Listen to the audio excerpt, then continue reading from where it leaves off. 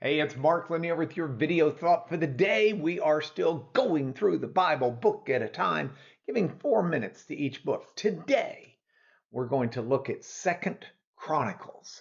Looked at First Chronicles yesterday. Second Chronicles picks up where First Chronicles left off. Now, this is an interesting book because it shows it's kind of an elevator book. It shows the rise and the fall of Israel and Judah as their success in the world seemed to follow the level of their obedience or disobedience to God. So it's a wonderful book to look at. Let's start with the very beginning. This is a book that begins with Solomon, and Solomon is wise, and his dad, David, King David, had laid the groundwork for Solomon to build a temple. And the story of him building the temple and dedicating that temple to God is magnificent. It was the peak of Solomon's kinghood, in my opinion. It was where he was at his very best before he kind of let idolatry and bad choices take down his reign some. You've got, at the end of Solomon's reign, you've got the division of the kingdom between the northern kingdom of Israel and the southern kingdom of Judah, explained again in this book like it was in Second Kings. But it is one where the split between this causes some bad kings to reign and good kings to reign, and you can focus on the difference between those kings. I love some of the good kings. King Asa is spoken of, and he removed idols and foreign altars and led a religious reform. He fought battles and relied on God's might for his victories.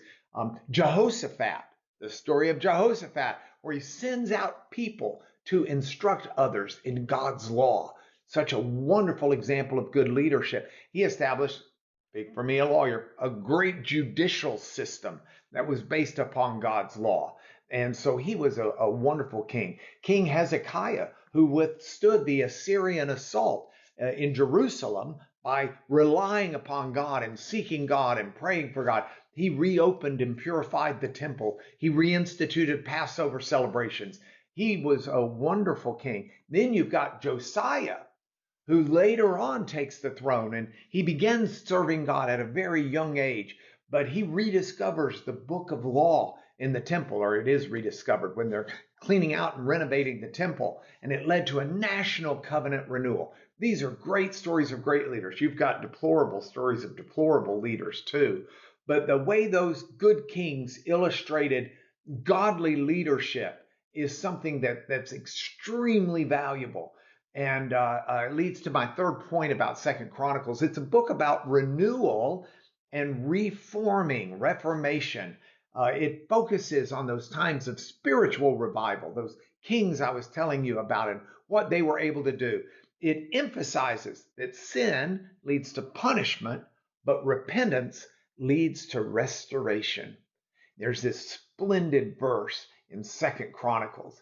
2 Chronicles 7:14 says, "If my people who are called by my name humble themselves and pray and seek my face and turn from their wicked ways, then I will hear from heaven and will forgive their sin and heal their land." We worship a God of renewal and restoration. And that's a wonderful thing we all need. It's found in Second Chronicles, but it's also found in this, your video thought for today.